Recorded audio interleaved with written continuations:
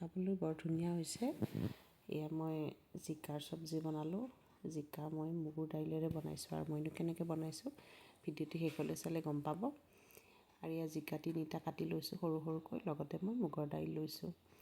আৰু এয়া চুগাৰ থকা মানুহে ধৰক আলু নাখায় বেছি, তেতিয়াহ'লে আপোনালোকে বনাই খাব পাৰে। এতিয়া আলু দিব নালাগে। আৰু ইয়াতে মই কুকাৰতে বনাইছোঁ, কম সময়তে হৈ যায়।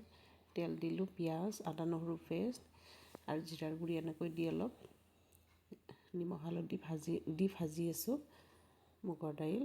এয়া অলপ ভজা হোৱাত মই জিকাখিনি দি দিছোঁ। আৰু এইখিনি কম জুইত ভাজি থাকিব লাগিব, নহ'লে লাগি যাব পাৰে।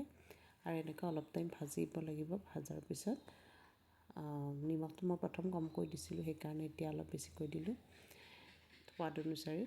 তাৰপিছত আপোনালোকে অলপ নিমখ মানে প্ৰয়োজন অনুসৰি পানী দিব, একদম বেছি পানী দিব নালাগে। আৰু এনেকৈ অলপ ভাজি ধুনীয়াকৈ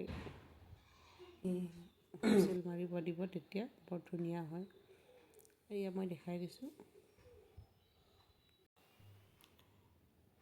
এয়া অলপ ভাজিলে তেতিয়া মানে সোৱাদটো আহে। লগতে মই ইয়াতে গাজৰ দিছোঁ, যিহেতু ছোৱালীয়ে গাজৰ নাখায়, ইয়াতে দিলে খায়।